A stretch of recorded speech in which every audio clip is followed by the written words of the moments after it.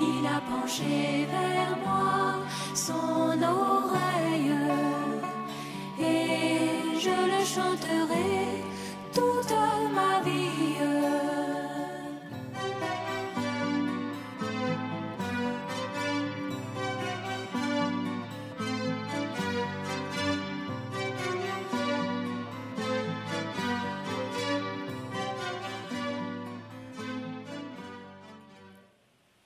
Que le nom de notre Dieu soit élevé et glorifié. C'est lui seul qui nous a aimés, qui nous a rachetés. Et avec lui, je veux vivre. Et même s'il faut mourir, c'est avec lui que je veux mourir. Amen. Pour toujours. Et si Christ est notre vie, même mourir, c'est un gain. Ça, c'est une réalité. Paul était embarrassé entre mourir et vivre. Vous voyez comment c'est beau? Quand on a une relation vraiment personnelle avec le Seigneur, c'est vrai, à cause de ceux dont nous avons la charge, bon, nous désirons vivre, hein, mais s'il y avait un choix libre à faire, il est meilleur de nous en aller pour être auprès du Seigneur. C'est ce qui est de loin le meilleur. Il n'y a pas de commune mesure, il n'y a pas de comparaison possible. Amen. Il faut en être certain. C'est la vérité. Tous ceux qui sont partis, même s'ils nous ont aimés, s'il faut leur demander de revenir ici, vraiment, pour rien au monde, même pour posséder les palais les plus somptueux de ce monde, ils ne viendront pas.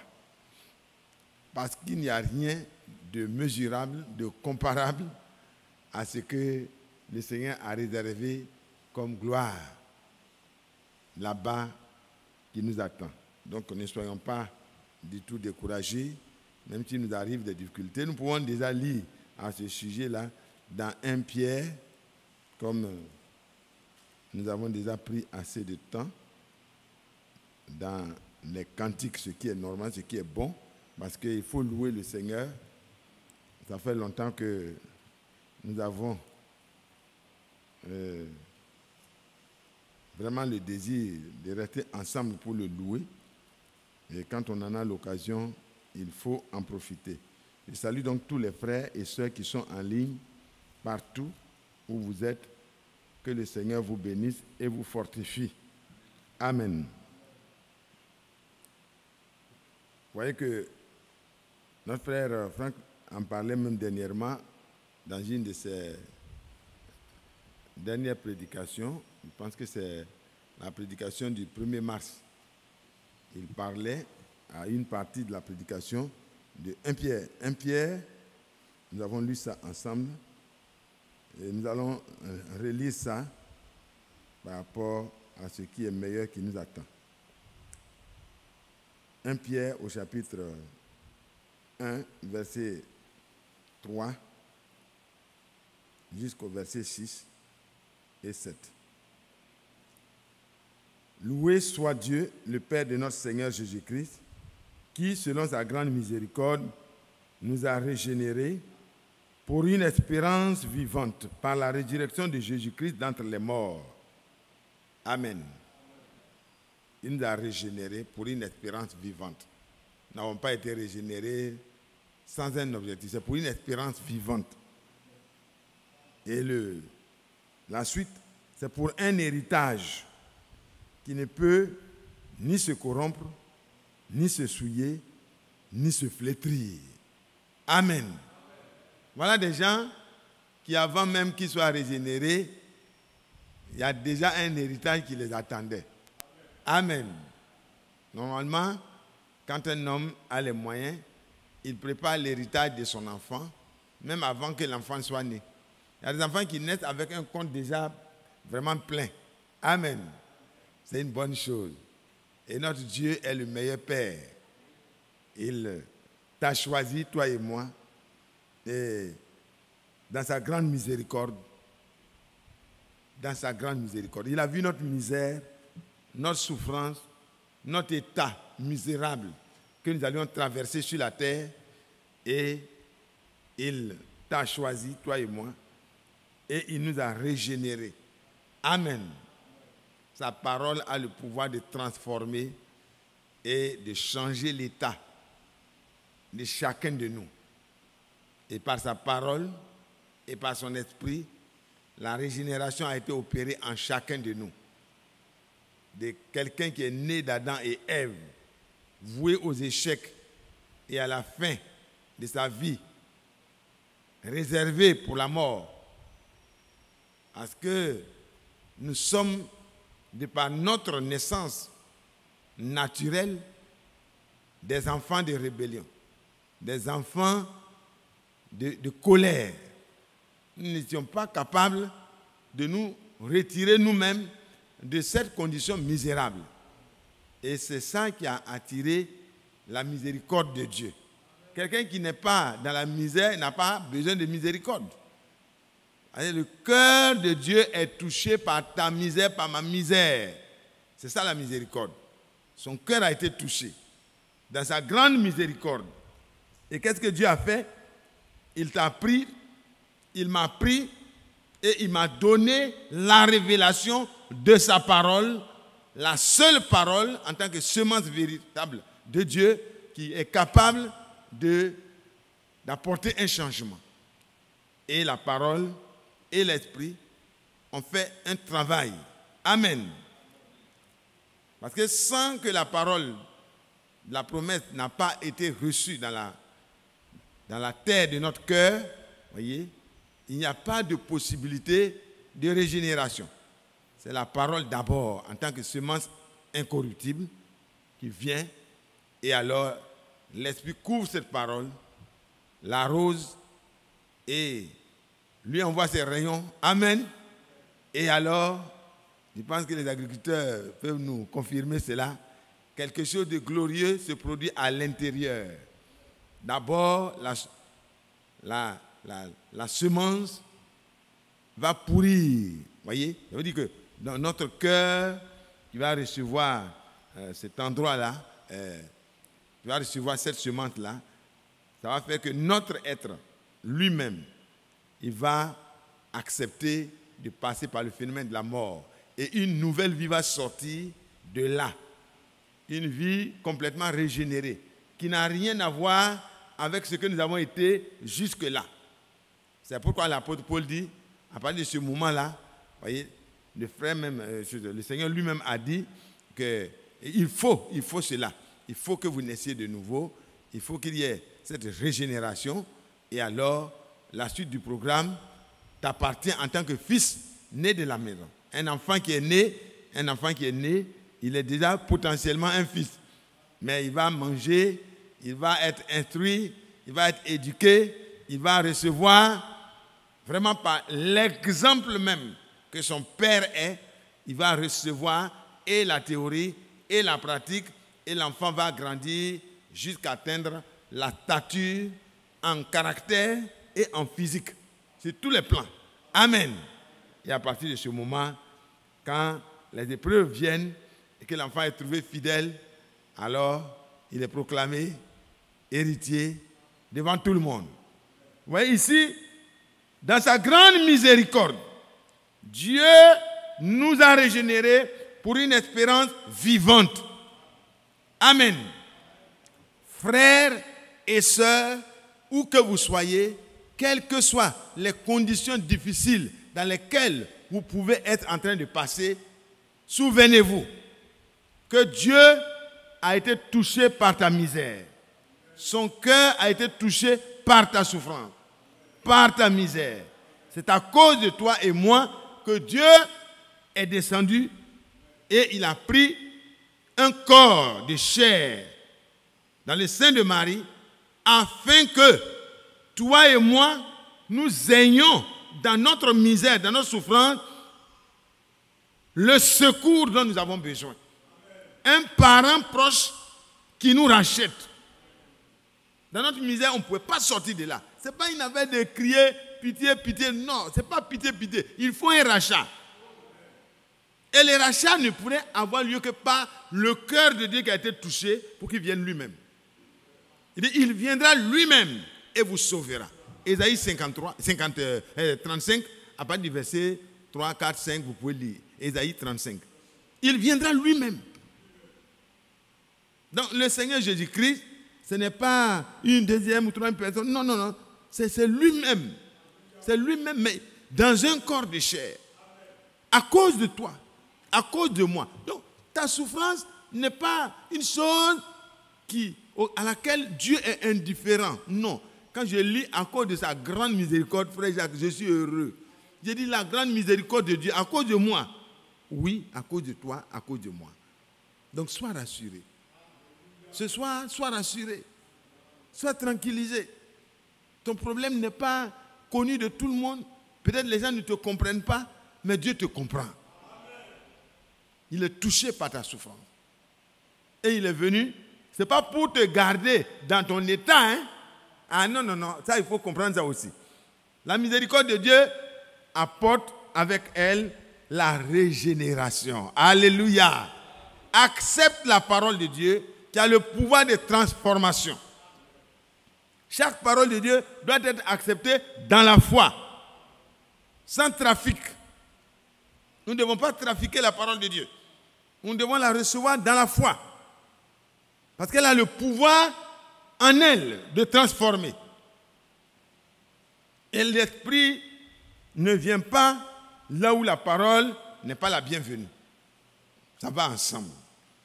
Donc il y a un intérêt pour toi et moi de reconnaître notre misère, notre souffrance, nos difficultés et de nous humilier devant le Seigneur pour que la transformation qu'opère la miséricorde de Dieu puisse se faire. Il nous a régénérés pour une espérance vivante. Alléluia. Oh, notre espérance n'est pas une espérance religieuse. Ce n'est pas une espérance religieuse, c'est une espérance vivante. Parce que, bon, les religions ont leur nécessité, hein, mais nous avons foi dans une personne. Et la personne, c'est Jésus-Christ.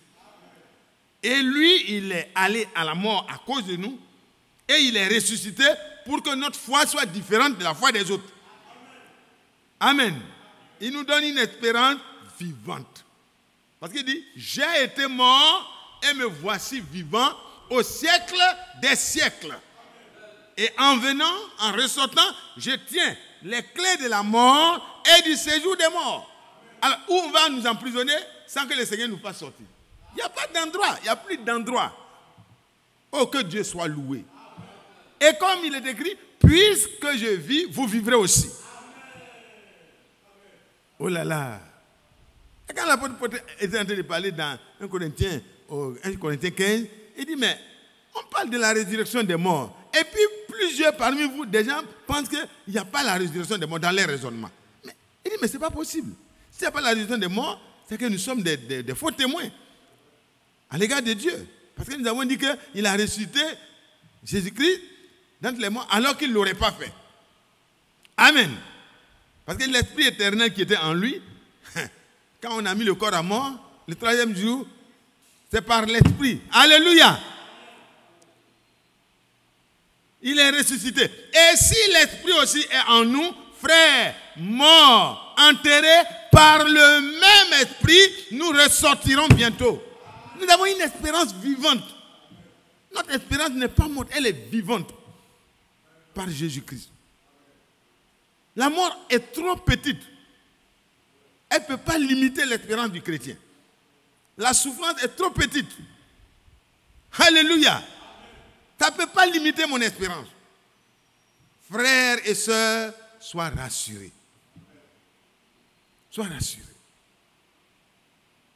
Et le Seigneur, quand il est ressorti, il s'est présenté à... Et Paul a dit, mais le problème de la résurrection là, ça n'a pas été en cachette. Quand il est ressuscité, il est apparu à Marie. Il est apparu à Céphas. Il est apparu aux 12. Il est apparu aux disciples sur la route d'Emmaüs. Et il est apparu aux 12. Après, il est apparu à plus de 500 frères à la fois. Même sur le bord du lac, ils étaient en train de pêcher. Et puis, le Seigneur était au bord en train de préparer déjà le poisson avec le repas pour eux. Et quand ils ont regardé, il a posé la question, mais les enfants, vous n'avez rien à manger? Alléluia. Et puis, Jean a regardé, il a dit, c'est le Seigneur. Quand Pierre a vu, il a mis ses habits rapidement, il s'est jeté dans l'eau. Il était à environ 100 mètres de là. Donc, il s'est jeté dans l'eau. Et il est sorti. Et le Seigneur a dit, vous n'avez rien trouvé, jetez simplement le filet de tel côté. Amen. C'était une pêche qui était vraiment une pêche extraordinaire. Parce qu'ils ont ramassé 153 gros poissons en plus des autres poissons. Et puis les filets ne se sont pas rompus. Alors quand ils sont arrivés, il y avait un peu de poisson. Et après, il y avait du pain.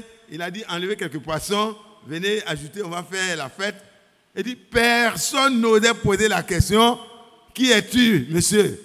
Parce que tous ont reconnu que c'est le Seigneur seul qui peut faire ça. Dans sa grande miséricorde, il était venu pour se révéler à ses enfants, pour qu'une confiance, une foi véritable, naisse en eux pour les conduire à la Pentecôte. Alléluia. Parce que c'est là. C'est ceux qui ont eu cette confiance, ils se sont adonnés, ils se sont livrés. Mais la grande effusion, c'est eux que ça a trouvé. Alléluia. C'est eux que ça a trouvé. Ce soir, mon cher frère, ma chère soeur, il nous a régénérés pour une espérance vivante. Par la résurrection de Jésus-Christ d'entre les morts. Vous voyez que notre espérance vivante là, elle a une base. Est-ce que vous comprenez, frères et sœurs? S'il n'était pas ressuscité, nous allions avoir les espérances comme les autres religions. On espère qu'après la mort, on va aller voir si ça va marcher ou pas. Mais nous avons déjà la pleine assurance des choses que nous espérons. Nous avons la certitude des enseignements que nous avons reçus. Amen. Par la résurrection de Jésus-Christ d'entre les morts. Et, frères et sœurs, ça a toujours été le choc, je vais dire, je ne sais pas comment exprimer, le choc de la prédication des apôtres, c'est la mort du Seigneur pour nos péchés, enseveli, il est ressuscité afin que nous ayons une espérance vivante. Mort, ce sont mes péchés qui sont pardonnés. Blessé, ce sont mes maladies qui sont guéries. Alléluia. Donc tout à Golgotha avait un sens. Ressuscité le troisième jour, malgré la garde rapprochée et toutes les mesures de sécurisation, quand il est ressuscité, ceux qui étaient là pour l'empêcher de ressusciter, eux, ils sont tombés comme morts. Mais la femme qui est venue, l'ange, un des anges a pris la parole et dit, mais pour vous, ne craignez point. Alléluia. Je sais que vous êtes venus vous chercher Jésus de Nazareth, mais il n'est plus ici. Nous sommes au troisième jour, dont les Écritures avaient parlé dans le psaume 22. Mon sein ne verra pas la corruption. Donc il est ressuscité selon les Écritures. De la même manière qu'il est mort selon les Écritures. Il a été enseveli dans le tombeau du riche selon les Écritures, mais il était entouré de brigands selon les Écritures. Comme s'il était malfaiteur, mais il n'était pas le chef des malfaiteurs. Il était le sauveur des malfaiteurs qui se répandent. Alléluia.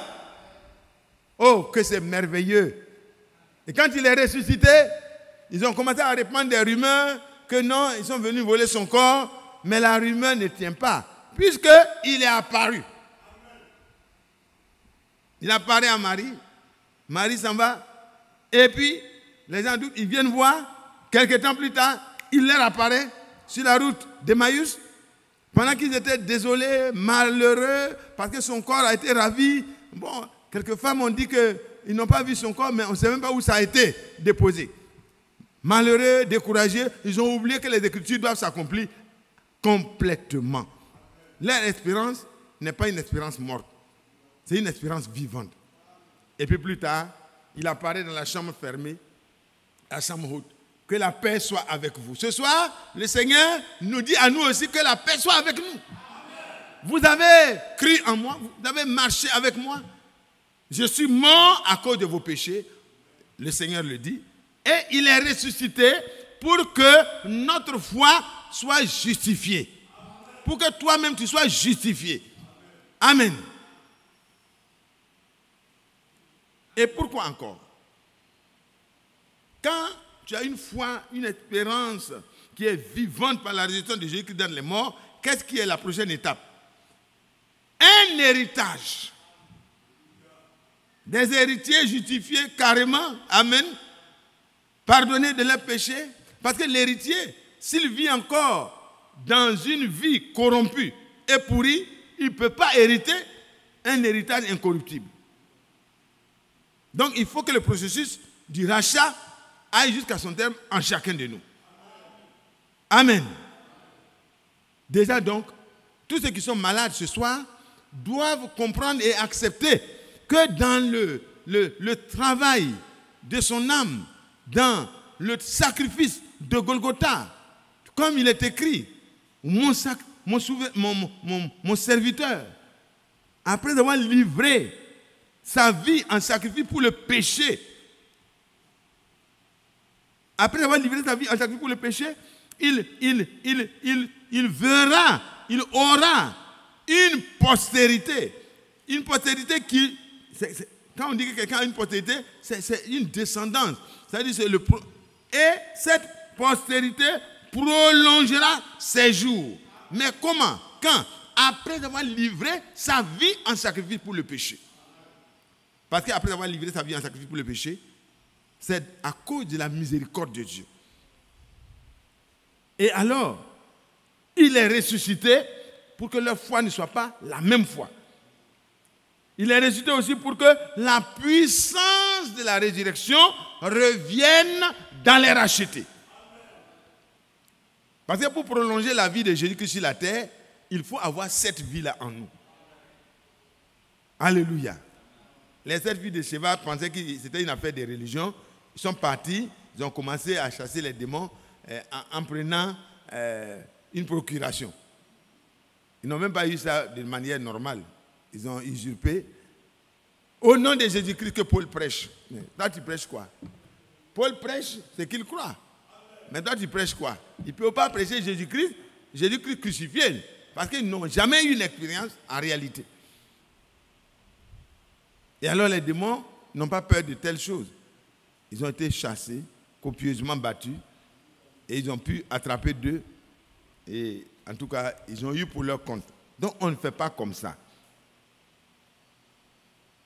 Et l'œuvre de l'Éternel prospérera entre leurs mains, entre ses mains. Donc ici, mes bien-aimés, nous revenons à l'héritage. Pour un héritage qui ne peut ni se corrompre, ni se souiller, ni se flétrir, il vous est réservé dans les cieux. C'est très intéressant quand on parle de l'héritage. On aurait pu vraiment en faire même un sujet de prédication, l'héritage qui nous attend. Mes frères et sœurs, je veux que nous puissions regarder rapidement les petites choses que nous avons sur la terre. Les gens parfois luttent pour un héritage et puis ils perdent leur vie pour cela. Papa a laissé un champ, il a laissé des étages, les oncles veulent prendre. Et puis on lutte. Mais pourquoi les gens luttent pour l'héritage? Parce que c'est leur droit. Hein? Mais vous et moi, nous devons lutter maintenant pour le vrai héritage. Voici l'héritage que le Seigneur nous a légué. Un héritage qui ne peut ni se corrompre, ni se souiller, ni se flétrir, et qui nous est réservé dans les cieux. Et c'est dans le document de l'Alliance. Dans le document de l'Alliance, tous les éléments que vous trouverez dedans, étant une promesse pour vous et moi, vous devez simplement croire et penser et recevoir et accepter que en son temps, chaque chose s'accomplira dans votre vie.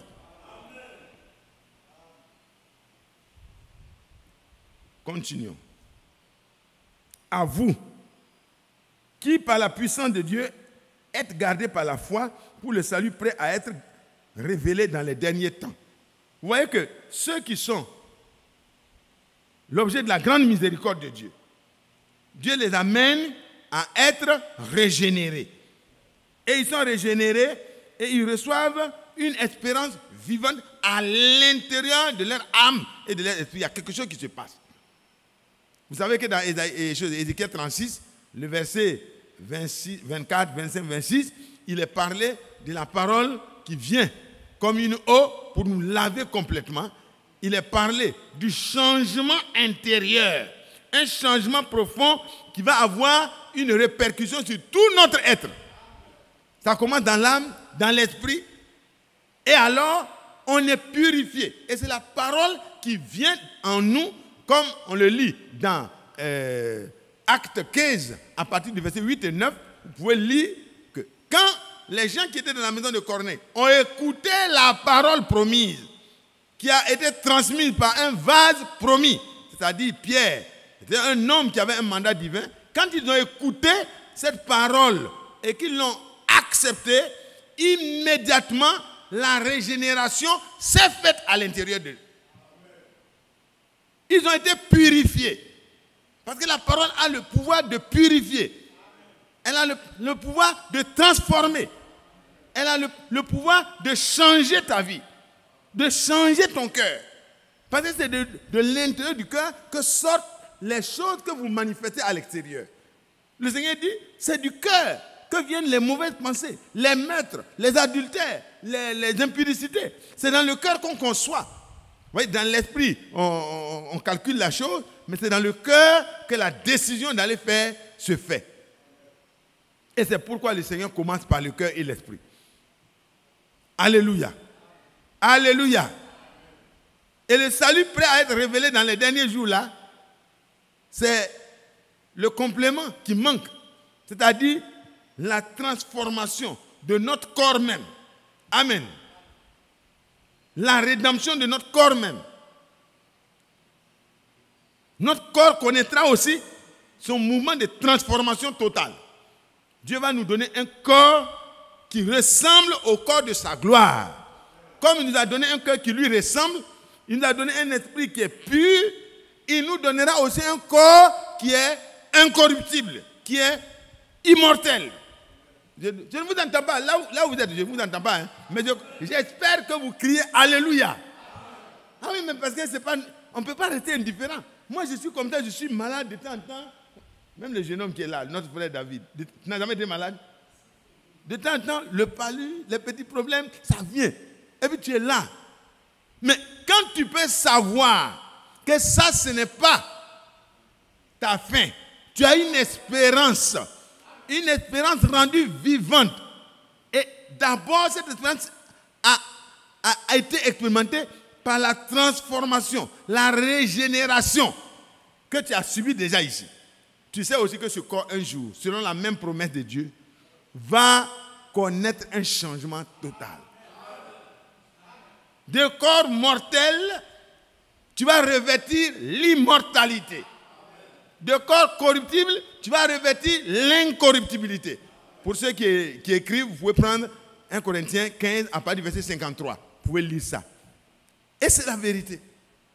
De la même manière que quand on sème un plant ou on sème une graine, vous voyez, mais ce qui sort, ça ne ressemble pas à ce qu'on a semé. C'est pas vrai? Ce qui sort ne ressemble pas. Donc le corps qu'on va aller enterrer là, frère, ce n'est pas le même corps qui va ressortir. Non.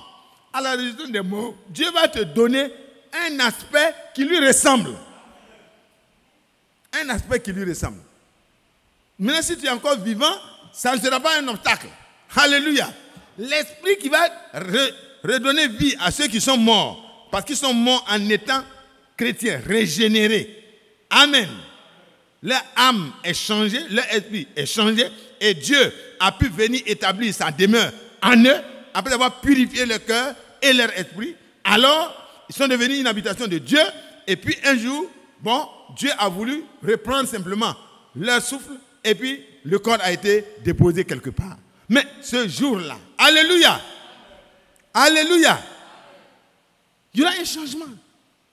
Même si tu es encore vivant, tu es vivant, mais l'esprit de celui qui a ressuscité Jésus-Christ d'entre les morts, quand tu seras en train de ressusciter ceux qui sont déjà morts, comme le Seigneur ressuscité le 3e jour, alors, quand il ressuscitera les morts en Christ, à ce moment, son esprit qui est en toi va faire le même travail et ton corps, mon corps, va être changé.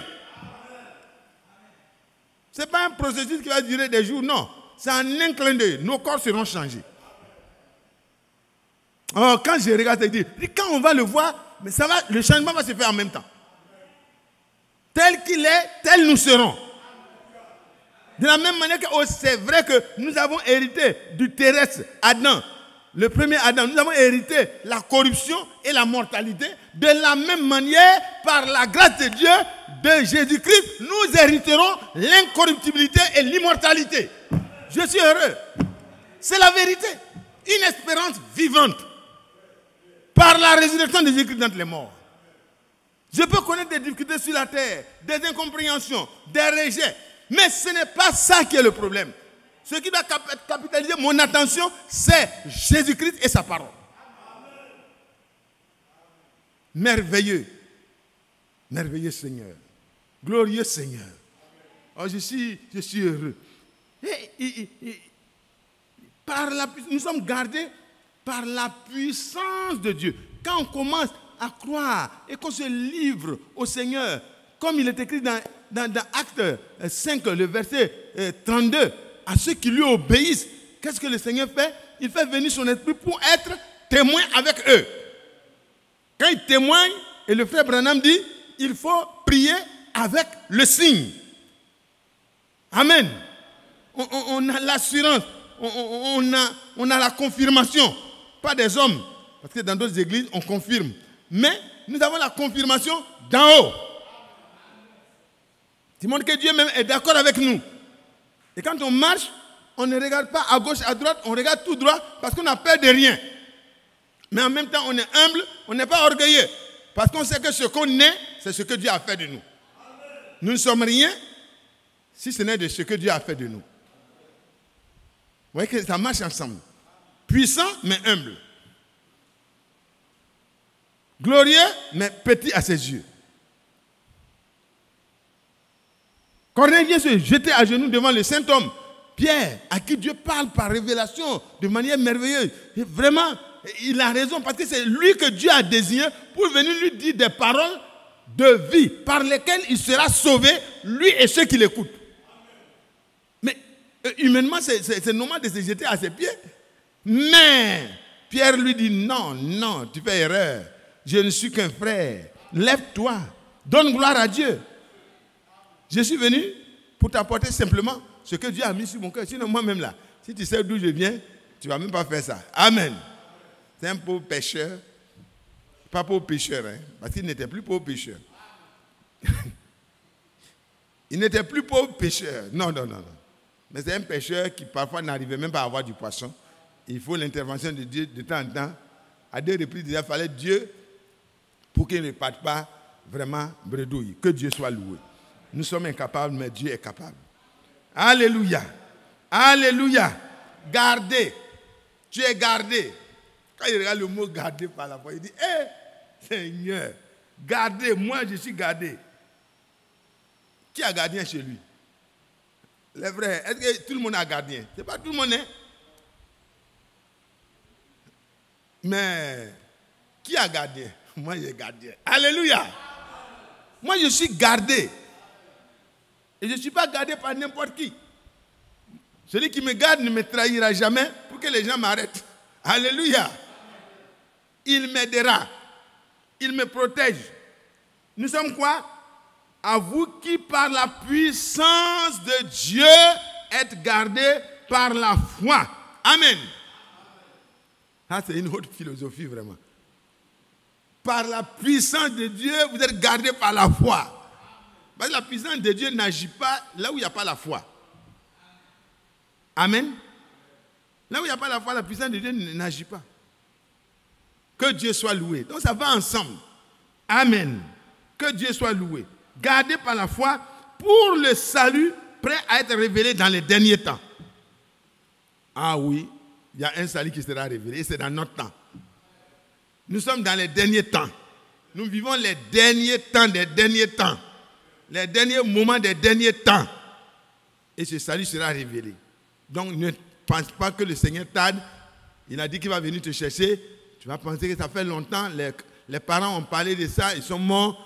Aujourd'hui encore, bon, les frères nous prêchent ça. On ne sait même pas si ça va arriver dans notre temps. Moi, dans tous les cas, j'ai des projets très importants que je veux que ça se réalise. Donc, c'est ça qui est plus important. Non, non. Tes projets doivent être secondaires. Le Seigneur sait que tu en as besoin, certainement. Si c'est mariage, il sait que tu en as besoin. Si c'est un travail, il sait que tu en as besoin. Si c'est pour que ton affaire prospère un peu plus, pour que tu puisses aider tes parents, le Seigneur sait que tu en as besoin. N'en fais pas un souci majeur. Mets ça comme un problème secondaire. Mais marche avec la parole et sois intègre dans tes voies. Car le Seigneur a promis de te bénir comme il a promis de bénir Abraham. C'est là, amen, l'attente de ce salut. Ce corps glorieux, ce corps que je vais retrouver. Parce que l'héritage va avec l'héritier. Si l'héritier est corruptible, il ne pourra pas hériter l'incorruptibilité. C'est écrit dans 1 Corinthiens 15, à partir du verset 53, comme nous avons donné déjà. Ce qui est corruptible ne peut pas hériter l'incorruptibilité.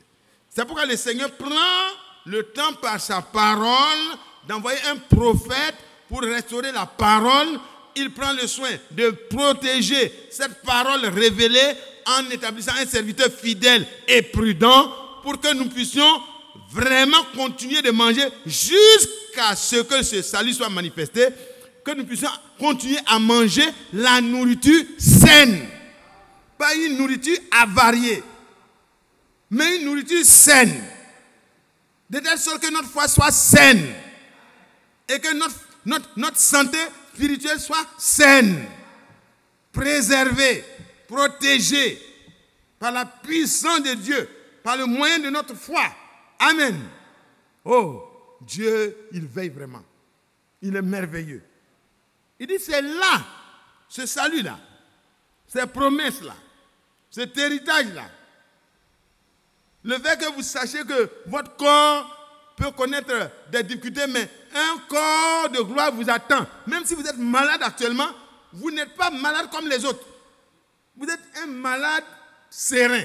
Ah, mais on dit qu'il va mourir dans quelques jours, mais quand tu regardes son visage, même, il n'a aucune crainte. Oui, il n'a plus de crainte.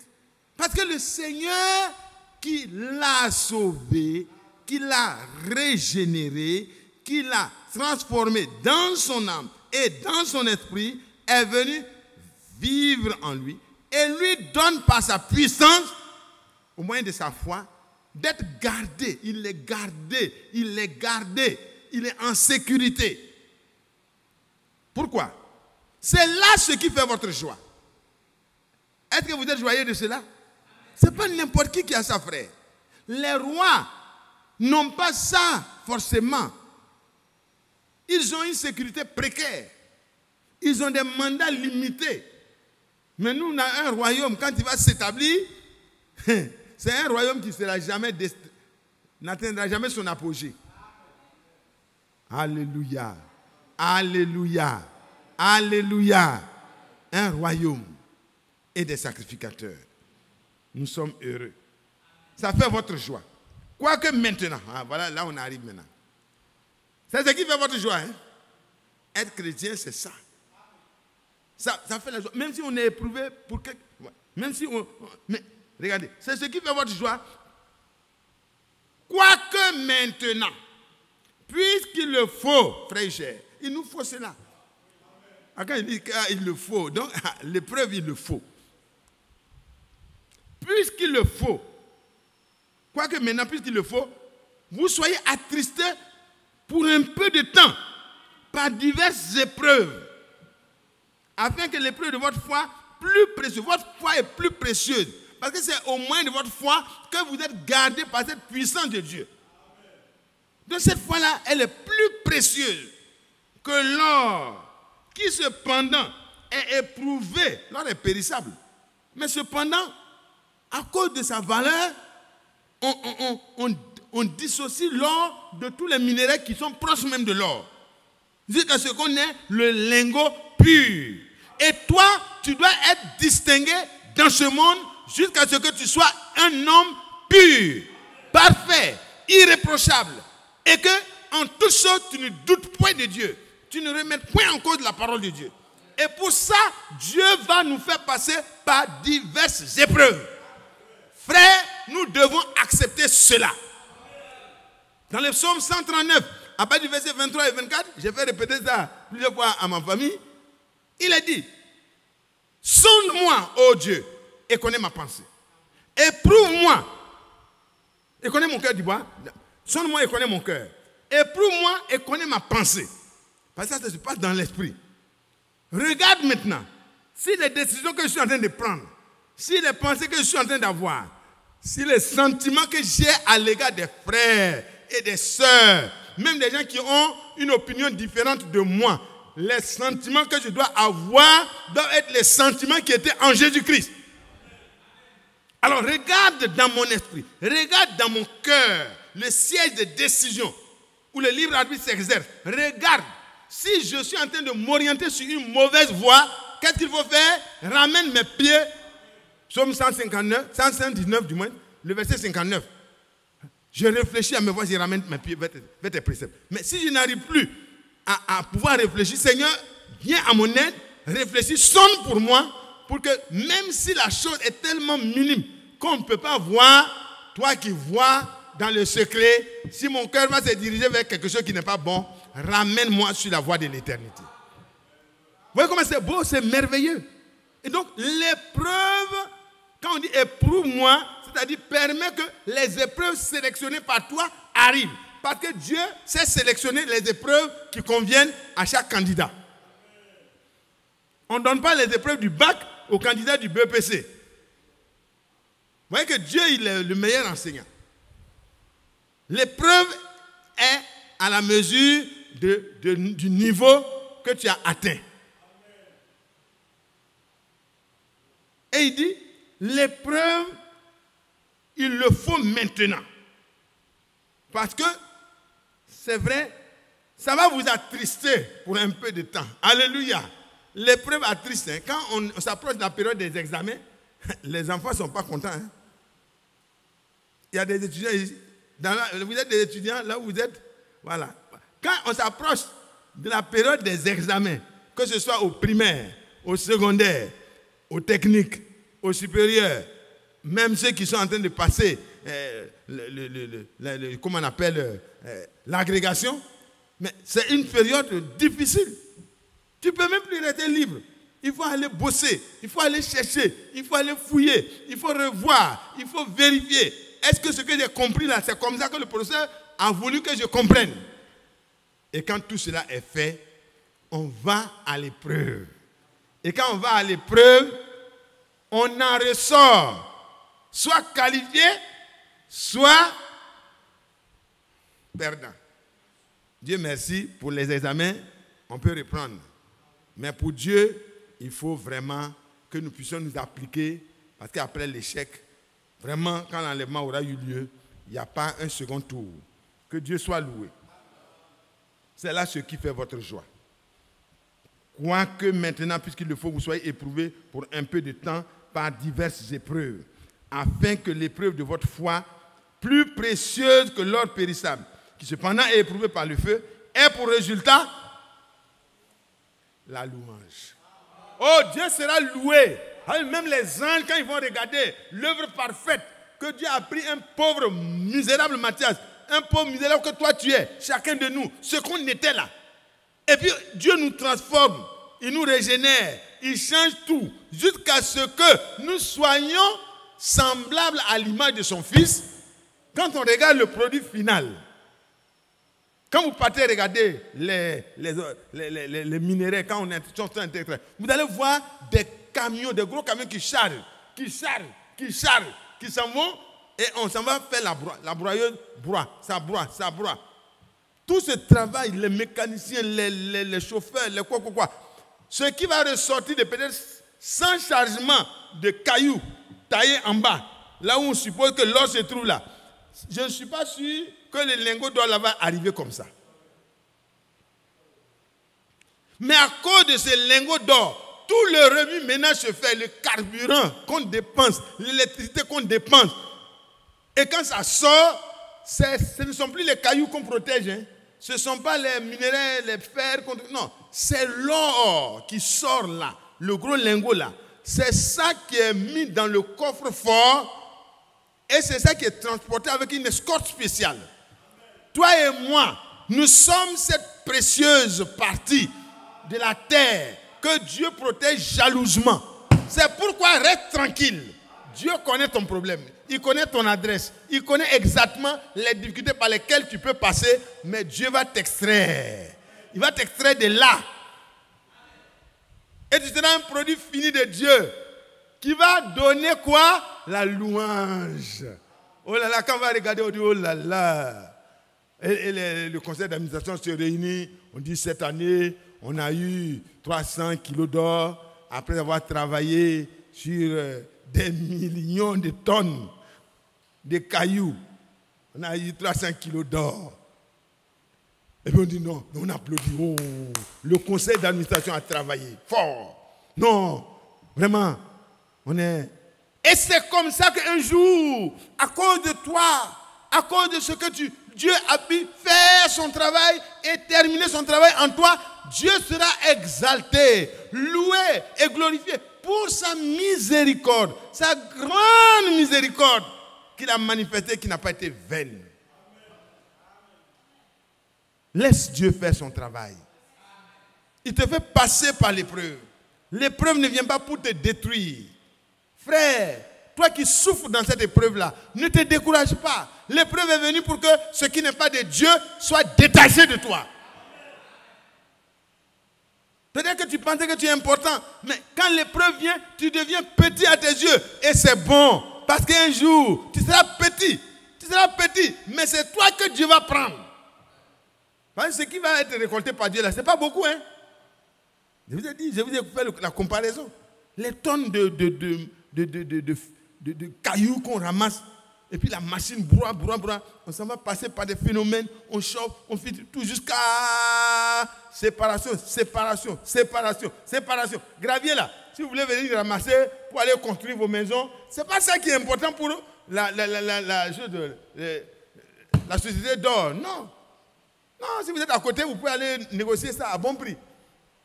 Un chargement de gravier, ça ne peut pas valoir même 100 000.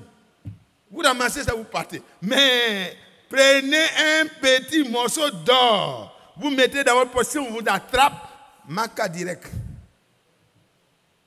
Le diable ne peut pas vous toucher, frère. Le diable ne peut pas vous toucher. Il ne peut pas me toucher. Mais je vais passer par les épreuves. Parce que je suis mélangé encore à beaucoup de choses. Dieu va me séparer de tout ça. Alléluia. Laisse le feu de Dieu s'attiser. Laisse le marteau de Dieu s'abattre. Alléluia. On dit que les Indiens, eux, n'avaient pas les moyens de passer. Ils battent, ils frappent jusqu'à ce que tout ce qui est impur dans l'or encore là, ça soit sorti. Et quand ils regardent l'or, ils se voient eux-mêmes. Quand ils se voient lui-même dans l'or comme un miroir, il sait que l'or est débarrassé de ses impuretés. Et quand le Seigneur va te regarder et se regarder, alléluia, il va voir son image, l'image parfaite de son fils. Un amour, même quand on te fait du mal, tu n'as rien à rendre en mal. Même si on te critique, tu viens trouver, tu dis, certainement, j'ai encore beaucoup de faiblesses. Si les frères parlent mal de moi, ce n'est pas de leur faute. Seigneur, aide-moi afin que je sois parfait, comme mon Père Céleste est parfait, pour que les frères n'aient plus à dire de cela. Amen. On ne se plaint pas. Marche jusqu'au bout du chemin. L'épreuve est donc nécessaire. Il le faut, puisqu'il le faut pour un peu de temps. Vous soyez attristés par diverses épreuves, afin que l'épreuve de votre foi, plus précieuse que l'or périssable, qui cependant est éprouvé par le feu, ait pour résultat la louange, la gloire et l'honneur. À quel moment? Lorsque Jésus-Christ apparaîtra. Il va apparaître. Quand il va apparaître, ce n'est plus pour te juger. quelqu'un qui sera l'objet de la gloire, de la louange et de l'honneur de Dieu. Est-ce qu'on peut juger? C'est pourquoi c'est vrai. Romains 8, verset 1, il n'y a donc maintenant aucune condamnation pour ceux qui sont en Jésus-Christ. C'est la vérité. Mais laisse-toi éprouver. L'épreuve est intéressante. L'épreuve est qualifiante. L'épreuve est pour ton bien. Laisse Dieu faire ressortir ce qui est caché en toi. Laisse Dieu faire ressortir ce que tu ne vois pas encore. Il n'a qu'à sonder par sa puissance. Il n'a qu'à prêcher par un frère, par quelqu'un. En tout cas, il n'a qu'à faire ressortir ce qui est caché en moi. Si je suis encore orgueilleux, que Dieu fasse ressortir ça. Quand tu t'en vas à l'église et puis la prédication ne touche aucun domaine de ta vie, bon, soit tu es parfait, soit vraiment il y a problème. Bon, je ne sais pas qui est déjà fini. En tout cas, que Dieu m'aide. Moi, je veux que Dieu continue de me parler. Et si vous voyez mes défauts, je vous demande à vous tous qui m'écoutez, venez me dire, frère Mathias, tu es mauvais dans tel domaine. Aidez-moi. Ça va me faire mal. Mais vous m'aurez aidé. Vous m'aurez manifesté votre amour. Parce que c'est ensemble que nous devons aller au ciel. Si moi je fais partie de ce que Dieu veut enlever là, si vous me laissez en retard, vous serez en retard. Parce que Dieu va m'attendre. Alléluia. Aidez-moi à terminer vite. Amen. Et puis on va aller ensemble. Qu'on puisse s'aider, se soutenir dans la prière. Que Dieu soit loué, qu'il soit glorifié. Vous l'aimez sans l'avoir vu. Vous croyez en lui sans le voir encore. Vous vous réjouissant d'une joie merveilleuse et glorieuse, puisque vous obtiendrez le salut de vos âmes pour prix de votre foi. Alléluia. Ton âme sera sauvée, libérée. Ton âme ne sera plus dans ce corps qui est tiraillé par le péché. Non, tu auras un autre corps, un corps de gloire. Alléluia. Et tu seras tout entier ravi dans la gloire pour aller à la rencontre de ton Dieu. Alors, le frère a mentionné ça et j'ai trouvé que c'était bon qu'on revienne effectivement là-dessus. Frère, le retour de notre Seigneur, l'apparition de notre Seigneur et ce que le Seigneur nous a réservé fait notre joie. Ça, c'est vrai. Nous serons transmués. Nous aurons une cité. Ce n'est pas cité FKC, cité... Bon, c'est des bonnes... Excusez-moi, ceux qui sont en FKC, c'est bon. Il y a des grandes cités que Dieu a données. Cité 220 logements à l'époque, ça faisait vraiment la joie. Mais vous voyez qu'il a fallu un temps où ils ont remis la peinture. Sinon, ce n'était plus vraiment les gratte-ciels qui faisaient la joie. Là. C'était terni. Et dans tous les cas, même si on reparte la peinture, ça sera terni après encore.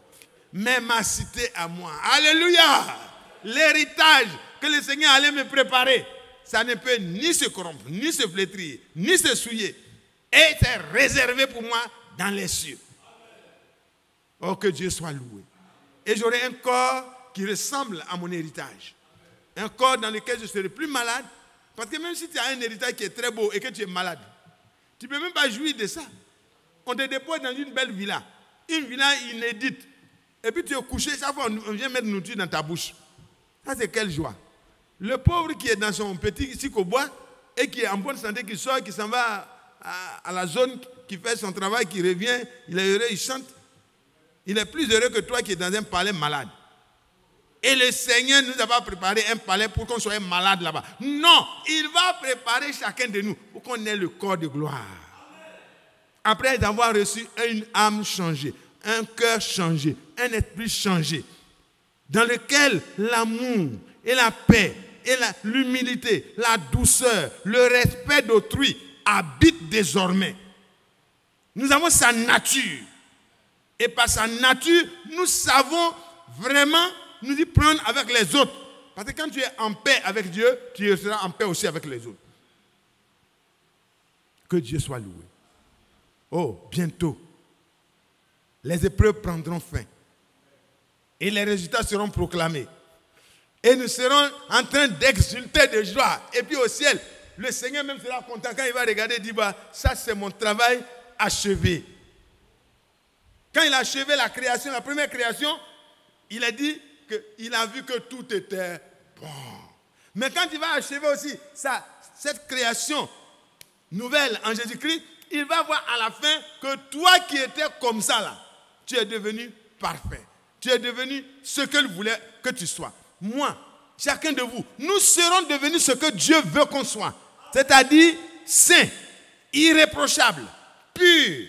Alléluia. Parfait comme notre Père Céleste est parfait. À partir de ce moment-là, le Seigneur peut se réjouir. Il peut tirer gloire. Il peut tirer de la joie, la satisfaction dans son œuvre qu'il a accomplie. Que Dieu bénisse chacun de nous. Ne soyons pas découragés.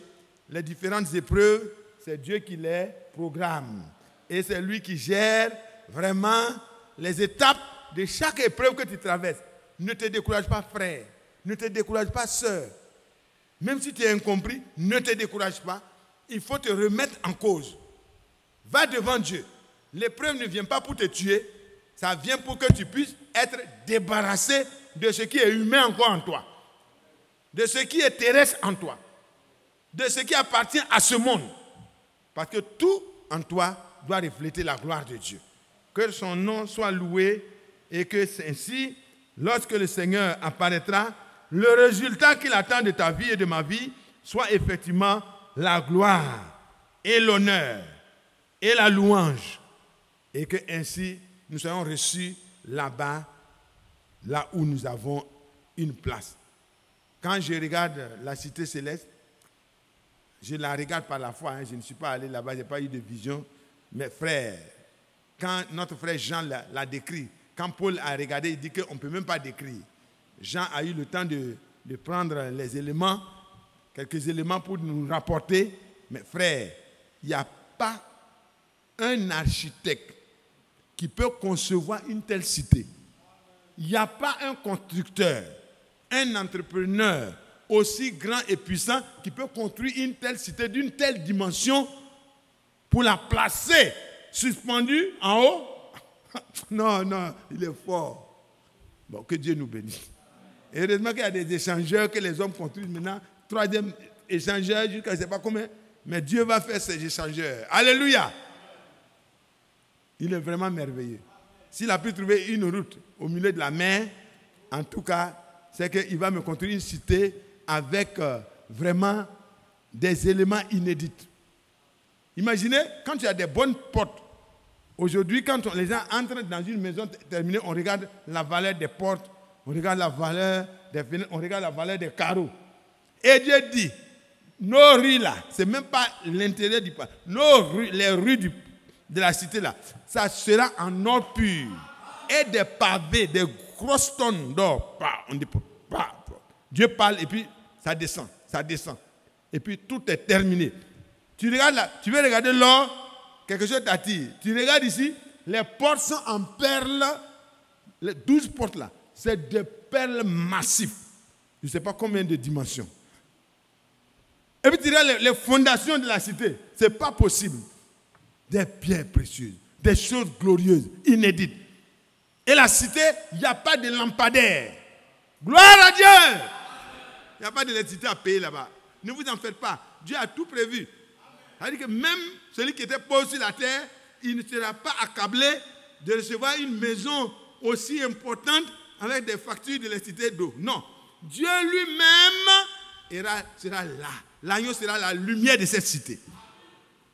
Il n'y a pas d'église là-bas pour qu'on dise que c'est église méthodiste, c'est église universelle, église quoi. Non. C'est lui-même qui sera le temple de cette ville. Alors, je ne sais pas. C'est pour ça que ne te décourage pas. Il te faut passer par ces différentes épreuves, mais sache que la fin ne sera pas comme le commencement. Le commencement est difficile, c'est vrai. Nous passons par beaucoup de difficultés, mais ne te décourage pas. Les épreuves sont prévues dans le programme de Dieu. Mais il dit, dans Romains 8, verset 18, pour terminer, j'estime que les souffrances du temps présent ne sauraient être comparées à la gloire à venir qui sera révélée pour nous. Amen. Les souffrances, les épreuves par lesquelles nous passons, le but de cela, c'est pour t'amener à une gloire à venir. Parce que tu dois servir à la gloire, à la louange et à l'honneur de Dieu. Donc, tu passes par la souffrance pour être débarrassé de beaucoup de choses. Parce qu'à la fin, tu auras quelque chose de plus glorieux. Les souffrances que tu passes, quand regardez Daniel, après être passé par l'épreuve de la fosse au lion, le roi même est devenu l'évangéliste. Vous pouvez aller lire dans Daniel, au chapitre 6. C'est lui-même qui dit, hey, faites très attention au Dieu de Daniel. Alléluia. Qu'on ait de la frayeur. Qu'on ait de la frayeur devant le Dieu de Daniel. Hein? Quand j'ai lu ça, il dit, ouais, c'est bon. Que Dieu nous bénisse. Si Dieu permet, si le samedi prochain, on est là, on va justement aller vers ces différents exemples de ceux qui sont passés par ces épreuves, ces souffrances et ce que ça a donné comme soutien et secours à leur foi. Ça leur a permis d'aller de l'avant et d'avoir un témoignage plus glorieux déjà sur la terre. Et je sais que là-haut, ça sera quelque chose d'inédit quand nous allons voir le résultat de leur foi. Que Dieu bénisse chacun de nous. Je laisse la place à mon précieux frère pour la suite. N'oubliez pas qu'il le faut, nous passerons par des épreuves, mais sachons que celui qui, dans sa grande miséricorde, sa très grande miséricorde, nous a régénérés pour une espérance vivante. Par la résurrection du Seigneur Jésus-Christ, il nous garde par la puissance de Dieu, par la foi, voyez, pour le salut qui est prêt à être révélé bientôt quand le Seigneur apparaîtra. Alors, il le faut maintenant que tu passes par des différentes épreuves parce que Dieu veut un produit fini à la fin. Une épouse qui soit sans tache, ni ride, ni rien de semblable. Quand quelqu'un veut marier une femme, il ne prend pas une fiancée qui a plein de difficultés, non. Même si elle avait des difficultés au moment du choix, il s'arrange pour la préparer. Et le jour du mariage, il met tous les éléments à sa disposition et la fiancée apparaît, tout le monde regarde, on attend la mariée, la future mariée arrive, et quand elle apparaît, tout le monde applaudit. On dit applaudissez, amen. Quand nous allons apparaître avec le Seigneur sera content, il dit vraiment, moi-même je suis fier de mon travail que j'ai fait. C'est ce que le Seigneur va faire pour toi et moi. Tu as des difficultés, mais le Seigneur va se glorifier dans ce qu'il va faire en toi et moi. Que Dieu nous bénisse.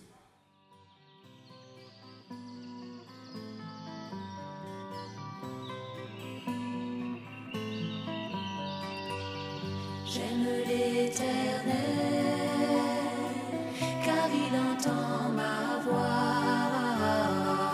Il a penché vers moi son oreille, et je le chanterai.